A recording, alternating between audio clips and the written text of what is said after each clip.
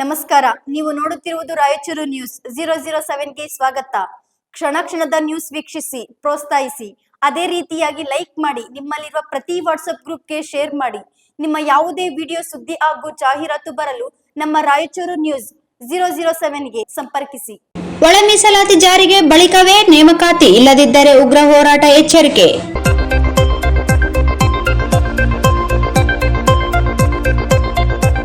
ಸಂಪೂರ್ಣ ಒಳ ಮೀಸಲಾತಿ ಜಾರಿಯಾದ ನಂತರವೇ 56,432 ಹುದ್ದೆಗಳ ನೇಮಕಾತಿ ಪ್ರಕ್ರಿಯೆಯನ್ನು ಮುಂದುವರಿಸಬೇಕು.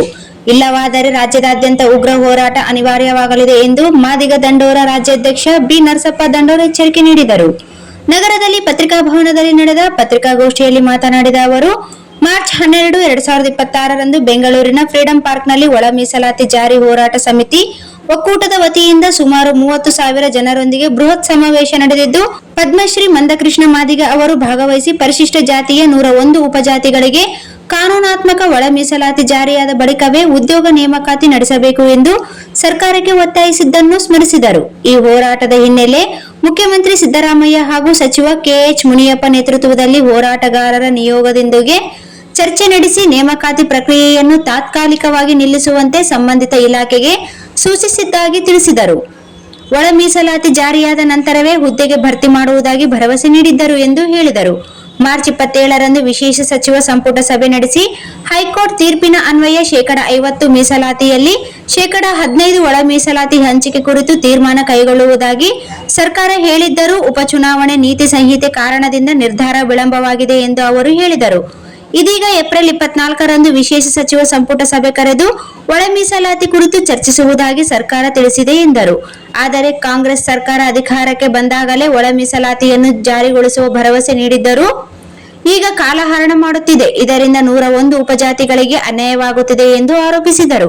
ಈ ತಿಂಗಳ ವಿಶೇಷ ಸಚಿವ ಸಂಪುಟ ಸಭೆಯಲ್ಲಿ ಒಳ ಮೀಸಲಾತಿ ಜಾರಿಗೆ ಸ್ಪಷ್ಟ ನಿರ್ಧಾರ ಕೈಗೊಳ್ಳದಿದ್ದರೆ ರಾಜ್ಯದಾದ್ಯಂತ ಮಾದಿಗ ಹಾಗೂ ಸಂಬಂಧಿತ ಉಪಜಾತಿಗಳ ಆಕ್ರೋಶ ಭುಗಿಲೆದ್ದು ಉಗ್ರ ಹೋರಾಟ ರೂಪ ಪಡೆಯಲಿದೆ ಎಂದು ಎಚ್ಚರಿಸಿದರು. ಈ ಸಂದರ್ಭದಲ್ಲಿ ತಾಲೂಕು ಅಧ್ಯಕ್ಷ ದುಳ್ಳಯ್ಯ ಗುಂಜಳ್ಳಿ, ಭೀಮೇಶ್ ತುಂಟಾಪುರ್, ದಾವಿದ್ ಮರ್ಚೆಟ್ಟಾಳ್, ಅನಿಲ್ ಕುಮಾರ್ ತಲ್ಮಾರಿ, ಜಕ್ರಪ್ಪ ಹಂಚಿನಾಳ್ ಸೇರಿದಂತೆ ಸಂಘಟನೆಯ ಮುಖಂಡರು ಉಪಸ್ಥಿತರಿದ್ದರು.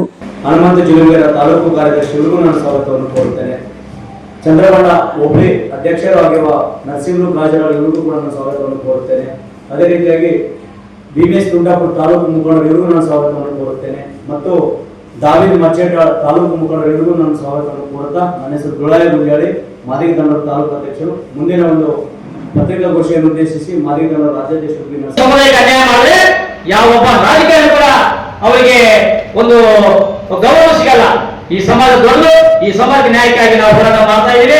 ಇನ್ನು ಮುಂದೆ ನಾವು ಏನ್ ಮಾಡಬೇಕಂತ ತೀರ್ಮಾನ ಕೈಗೊಳ್ತೀವಿ. ಇಷ್ಟು ಹೇಳಿ ನಾನು ಇವತ್ತು ಪತ್ರಿಕಾಗೋಷ್ಠಿ ಮೂಲಕ ನನ್ನ ಸರ್ಕಾರಕ್ಕೆ ಮತ್ತು ಸಮುದಾಯಕ್ಕೆ ವಿನಂತಿ ಮಾಡ್ತಾ ಇದ್ದೀನಿ, ರಿಕ್ವೆಸ್ಟ್ ಮಾಡ್ತಾ ಇದ್ದೀನಿ. ದಯವಿಟ್ಟು ಈ ನಾಳೆ ನಡೆಯುವಂತಹ ವಿಶೇಷ ಕ್ಯಾಬಿನೆಟ್ 24 ನಡೀತಾ ಇರುವಂತಹ ವಿಶೇಷ ಕ್ಯಾಬಿನೆಟ್ ಸಭೆಯಲ್ಲಿ ಸಂಪೂರ್ಣವಾಗಿ ಜಾರಿ ಆದ ನಂತರನೇ ಫ್ಯಾಕ್ಟರಿಗಳು, ಉದ್ಯೋಗ ಫ್ಯಾಕ್ಟರಿಗಳು ಮುಂದುವರಿಸಬೇಕು. ಈಗಾಗಲೇ ಕೃಷಿ ಇಲಾಖೆಯಲ್ಲಿ ನೋಟಿಫಿಕೇಶನ್ ಜಾರಿ ಮಾಡಿದರೆ ಅದನ್ನು ರದ್ದುಪಡಿಸಬೇಕಂತೇಳಿ ನಮ್ಮ ಒತ್ತಾಯ. ಒಂದು ವೇಳೆ ಹಾಗೆ ಮುಂದುವರಿಸಿದರೆ ಕರ್ನಾಟಕ ರಾಜ್ಯಾದ್ಯಂತ ರಕ್ತಪಾತ ಆಗ್ತದೆ, ರಕ್ತ ಚಂದ್ರ ಆಗ್ತದೆ. ಇದು ಮಾದಿಗ ಎಚ್ಚರಿಕೆ. Sagar DTP centre. ಹಲೋ ಸಂಪಾದಕರೇ, ನೀವು ಪತ್ರಿಕೆ ಡಿಟಿಪಿ ಆಪರೇಟರ್ ಹುಡುಕುತ್ತಿದ್ದೀರಾ? ಹಾಗಾದರೆ ಅವರ ಅವಶ್ಯಕತೆ ಈಗ ಬೇಕಾಗಿಲ್ಲ. ನಮ್ಮನ್ನು ಸಂಪರ್ಕಿಸಿರಿ. ಇಂದೇ ನಿಮ್ಮ ಪತ್ರಿಕೆಯ 4 ರಿಂದ 6 ಪುಟಗಳವರೆಗೆ ನಿಮ್ಮ ಪತ್ರಿಕೆಯ ಪುಟ ವಿನ್ಯಾಸವನ್ನು ಮಾಡಿಕೊಡಲಾಗುವುದು. ನಿಮ್ಮ ಯಾವುದೇ ಜಿಲ್ಲೆ ಇರಲಿ, ಯಾವುದೇ ತಾಲೂಕಿರಲಿ, ನಿಮ್ಮ ಭಾಗದ ಸುದ್ದಿಗಳನ್ನು ಹಾಕಿ 4 ಪುಟಗಳ ಡಿಟಿಪಿ ಕಡಿಮೆ ದರದಲ್ಲಿ ಮಾಡಿಕೊಡಲಾಗುವುದು.